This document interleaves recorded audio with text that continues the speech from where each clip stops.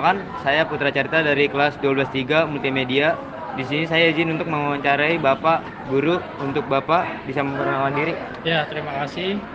Kenalkan, nama saya Pak Adli. Eh, saya ngajar di kelas 11, khusus semua kelas 11, kewirausahaan. Kelas 12-nya hanya UPW 12. Ya, itu. Apakah Bapak bersedia untuk diwawancarai? Ya, bersedia.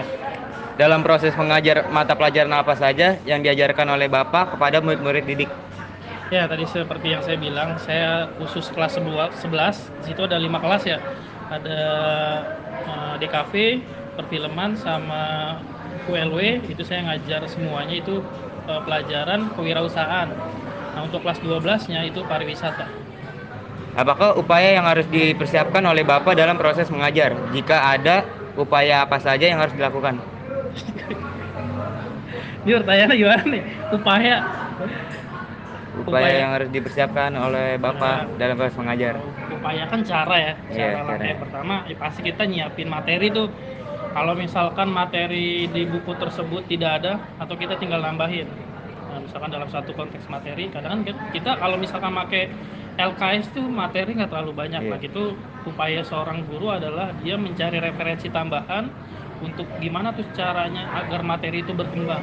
Karena kalau misalkan kita hanya satu monoton di satu materi itu aja, bisa jadi nanti muridnya ya nggak suka belajarnya atau bosen atau jenuh. Nah, yang pertama pastinya menambahkan materi dari referensi lain. Terus pola pengajarannya dibuat interaktif, tidak hanya guru menyampaikan saja. Apalagi sekarang kurikulumnya sudah merdeka. Iya, beda. Nah itu biasanya atau memang guru itu ya sebagai fasilitator aja. Nanti yang lebih banyak interaksi murid dengan murid atau bisa murid dengan gurunya gitu. Jadi berkolaborasi.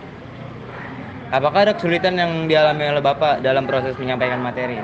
Setiap segala aktivitas kesulitan ada ya, tapi bukan untuk dihindari, tapi dicari bagaimana cara jalan keluarnya.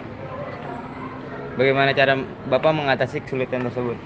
Tergantung kondisinya gitu. Kalau misalkan kesulitan, aduh nih anak ketika kita ajarkan ngantuk contohnya gitu, berarti harus apa tuh? Ya kita buat refleksi. Mungkin dikombinasikan dengan games, cara belajarnya atau dengan kuis atau dengan yang lain-lainnya supaya menyenangkan dan tidak membosankan. Hal-hal yang seperti itu yang membuat ngantuk. Nah, biasanya harus diolah dulu. Apa pengalaman Bapak nih, suka dan duka yang paling berkesan selama menjadi guru hingga saat ini? Lebih banyak sukanya ya, jadi kita bisa berinteraksi dengan satu sama lain. Kadang ada anak yang sebenarnya takut nih untuk berbicara, tapi dengan kita belajar mengajak itu ternyata oh iya ternyata saya tidak sepenuhnya menjadi seorang penakut, membangun dirinya, lebih ke sukanya aja sih. Oh ternyata membangun karakter itu menyenangkan. Terakhir nih Pak ya, pertanyaan. Apakah ada saran dari Bapak untuk memotivasi generasi selanjutnya dalam melanjuti profesi guru di zaman milenial ini? Terkait ke guru ya, Iya. memang itu konteks yang tidak bisa dipaksakan ya. Guru itu ya kalau kita bicara secara gamblang gitu, misalkan masalah gaji ya kita semua sudah tahu lah gaji guru itu seberapa, tidak sebanding dengan apa yang dilakukan. Tapi kalau kita bicaranya adalah bagaimana meneruskan generasi bangsa, ya kalau misalkan kita mau narik hire orang luar ya ngapain gitu, padahal potensi yang ada tuh masih ada. Nah, gimana cara untuk meningkatin, untuk melanjutkan ke generasi, ya berarti harus membuat ayo loh jadi guru itu menyenangkan gitu. Jadi kita tidak melulu tentang materi.